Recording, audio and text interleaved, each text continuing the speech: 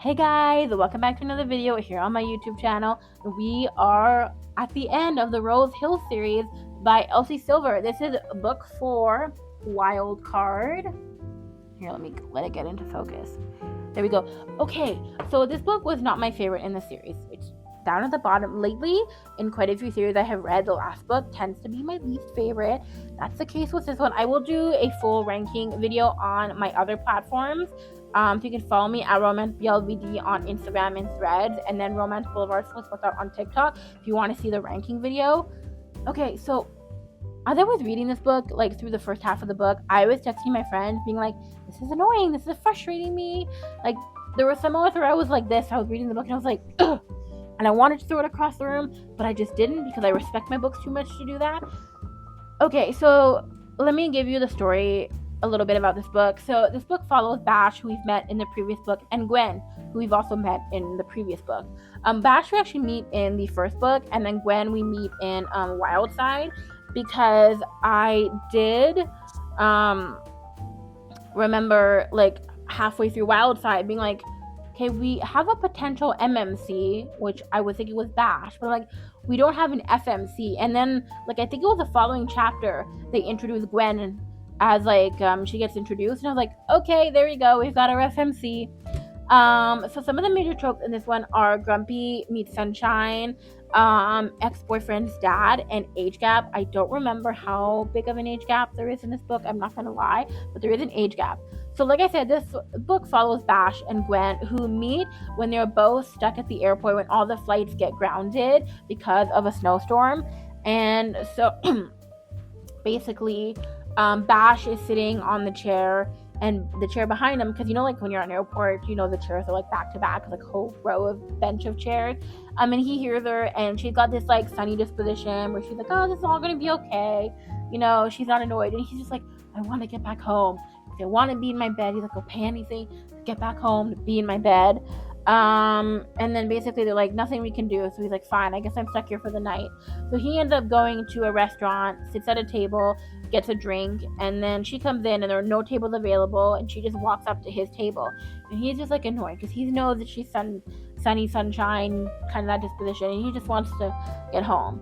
So they're like not really hitting it off at first, and then she orders him a drink, a lime margarita, extra sour, and she also orders a 2 for herself. And then they end up getting drunk, and she's like, why don't we just like go around the airport, try to make the best of it, just explore it and have fun. They do all kinds of wild stuff. And then towards the end, when finally they're getting called to their gate, it's the following morning, he's like, oh, I had such a great time, and he wants her number, so he takes her number down. And then a few days later, he sends her some text messages, because he does want to meet up with her eventually in the future. He thought they had like a little great connection in the small amount of time they shared together, being stuck at the airport, but she never responds. So he's like, I guess she ghosted me, and she just didn't feel the same way that I did, even though that's the vibe he got. And then we learned that she's like, why did he never message me? Like, I guess he's not into me, but even though he gave the vibe that he did.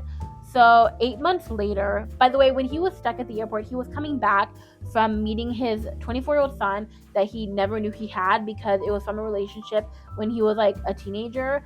And the woman that ended up breaking up with him had never told him that she was pregnant, and pregnant was his child, so he did not know at all about this son. So his son is 24 years old, by the way. So 8 months later from the airport, meet cute, he ends up flying and going to his 24-year-old son's birthday party. 24-year-old son introduces the girl and says, hey, this is my girlfriend. It turns out it's Gwen, the girl that he met at the airport, who he had said that he was coming back from meeting a son that he didn't know he had, but she didn't know who like his son was or anything. So she ends up going and kind of like leaving the party for a bit and going into the powder room. He follows her into the powder room. He's like, what happened? Why did you ghost me? Why did you never respond to my text message? She's like, you never texted me. He's like, I did, and he shows his phone. She's like, that's not my number. You like mistyped it by one number. So it turns out they like miscommunicated. And then they end up leaving. She stayed at the party, he ends up leaving, and that's it, because again, she's dating his son. He now learns that. so nothing can happen there. And then I don't know how many months later from that, when this happens, I don't remember the timeline at this point, but she ends up getting an opportunity. She's a yoga instructor, to be a yoga instructor at a studio for the where the owner is actually like, who is the main teacher, is leaving for quite a few months. So she's like, hey, you can stay in my apartment rent free, and you can also teach at my yoga studio. The yoga studio is in a small town in Rose Hill, which she knew Bash was from there, so she thought maybe there was a chance she would run into him. And so because she's somebody who like constantly likes to move and doesn't like to stay in the same place for too long, and at this point she's broken up with Bash's son. So she's in Rose Hill. He meets her at the bar, which is in the scene that we see in Wildside, which is where she's introduced. That scene also ends up being in Wildcard. And so basically, how we also have forced proximity, which I forgot is also another one of the major tropes in this book. And how this is how we get the forced proximity trope. She ends up becoming like somebody who meets crazy Clyde, who is like a conspiracy theorist who lives on the side of a mountain in Rose Hill, and he ends up coming to her studio to do yoga, and she learns that he is getting a kidney transplant, and the one giving the kidney is Bash. And it turns out, so she goes to the hospital after he's gotten his kidney transplant, and he's like, well, I'm probably gonna need somebody to help care for me for a bit. And she was like, yeah. She's like, you would. And so he's like, well, why don't you care for me? Like, I can pay you. You can come. And she's like, you can come live with me for like a couple months while I'm recovering in my house. She's like, that's perfect, because I'm actually needing a place to live. My apartment, I need to move out of the apartment I'm in. And then Bash comes in to see how he is doing, and the doctors are like, well, you probably can't live in your house on your own, like for the next 2 months. You're gonna need like to live with somebody. And so that is when Bash is like, oh, come live with me for 2 months.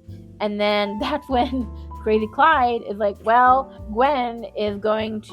I hired Gwen to take care of me. So then also Gwen moves in for 2 months. And so at first, like, Bash is trying to avoid her because he does have like feelings for her, but he feels like he just can't ever be with her because she dated his son. And so you have that like, will they, won't they? Definitely he's the grumpy and she's the more sunshine about it all. And the part that frustrated me in the book is like, you would read, this is one chapter, you read a chapter, you're like, oh, I can't be with her because she dated my son. But she's no longer dating my son. Like, maybe I should just go for it. Maybe I should just be with her. But like, oh wait, no, I can't do it because she dated my son. But maybe I should. But like, in like a single, that really frustrated me a lot. Like, to just be that way in like one chapter and multiple chapters of that. But I still did enjoy the book enough to give it 4.5 stars, because I do think the second half of the book got better. And again, you have the forced proximity, you have the small like domestic moments, and those I truly do enjoy. Like when they're cooking meals, and he's in the kitchen, she's in the kitchen. Maybe it's just one of them that's cooking, like she'll be cooking or something, but he'll just come in the kitchen and like brush her arm or something. Like little things like that I enjoyed. So I still did give this one 4.5 stars, but it was probably my least favorite in the series. But again, I still did really enjoy the second half. The beginning, I was like, okay, when are we gonna get to the good part? The second half, I did quite enjoy though. Again, if you want to see more videos like this, you can hit the subscribe button and the notification bell so you don't miss another brand new video from me.